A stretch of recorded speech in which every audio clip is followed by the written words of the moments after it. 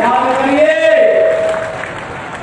2005 में तत्कालीन समाजवादी पार्टी के नेतृत्व में सरकार चल रही थी और दंगाबाज और माफिया असला लहराते हुए कहीं यादवों की हत्या कर रहे थे, कहीं दलितों की हत्या कर रहे थे। तब न सपा की सरकार उन माफियाओं का कुछ कर पाई थी और न ही कांग्रेस के मुंह से कोई गोली निकल रही थी। तब गोरखपुर में मैं सांसद था और तब इन दंगाबाजों के खिलाफ लड़ने के लिए मैं ही गोरखपुर से चला था। ये दंगा करवाते थे और तब हम जाति नहीं देखते थे। तब हम लोग इन दंगाबाजों को जवाब देने के लिए निकल पड़ते थे।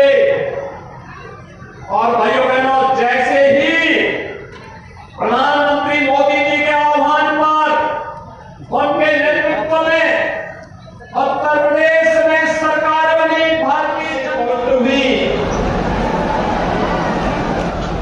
मैं इस धरा को, जिसे महान स्वतंत्रता संग्राम सेनानियों ने स्वामी सहजानंद जी का सानिध्य इस धरा को प्राप्त हुआ हो, महान क्रांतिकारी कवि पंडित श्याम नारायण पांडे जी की जन्मभूमि के रूप में जो जनपद विख्यात हो और विकास के लिए जिन्होंने पहली पहल इस जनपद के लिए की थी, ऐसे श्री कल्पनाथ राय जी की इस पावन धारा को नमन करते हुए मैं आप सबका हृदय से अभिनंदन करता हूं। भाइयों बहनों, पूरा देश और पूरी दुनिया आज एक नेता की ओर देखती है। दुनिया में कोई संकट आता है तो दुनिया की जनमानस, वहां की नेतृत्व भारत के प्रधानमंत्री मोदी जी की तरफ आशा भरी निगाहों से देखता है और मोदी जी के पहल उस समस्या से दुनिया को समाधान का रास्ता निकालते हुए दिखाई देती है। मोदी जी का सुशील नेतृत्व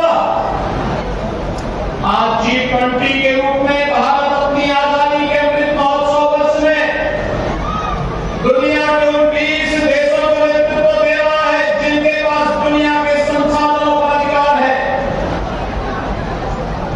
और भारत संकट के समय में दुनिया का साथी बनकर के, आशा के किरण बनकर के लोगों का मार्गदर्शन करते हुए, वैश्विक नेतृत्व का मार्गदर्शन करते हुए दिखाई देता है। मोदी जी के नेतृत्व में भारत आज दुनिया की महाशक्ति बनने की ओर अग्रसर है। लेकिन जहां एक और मोदी जी विकास की बात करते हैं, भारत की समृद्धि और सुख की बात करते हैं, भारत के अंदर बिना भेदभाव के प्रत्येक नागरिक के उत्थान की बात करते हैं, सबका साथ, सबका विकास, सबका प्रयास और सबके विश्वास की बात करते हैं, बिना भेदभाव के शासन की योजनाओं का लाभ हर गांव, हर गरीब, हर किसान, हर नौजवान, हर माता बहन को और हर श्रमिक तक पहुंचाने का कार्य कर रहे हैं।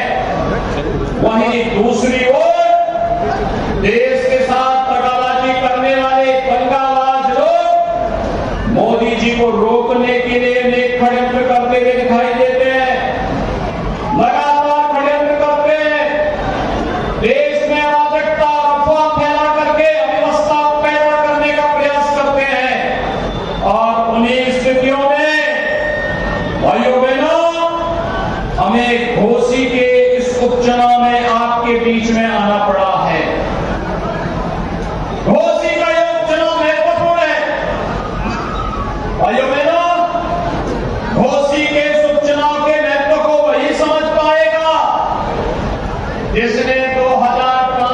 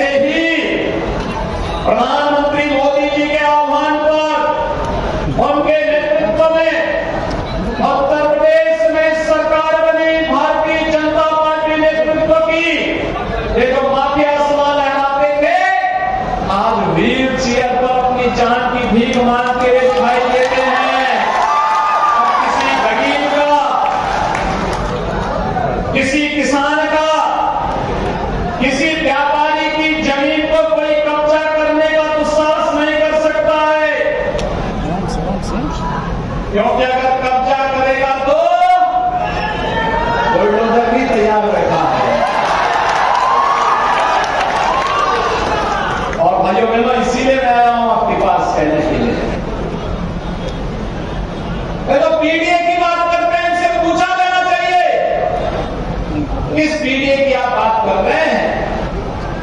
हमने तो सबका साथ सबके विकास की बात की। कोई नहीं कह सकता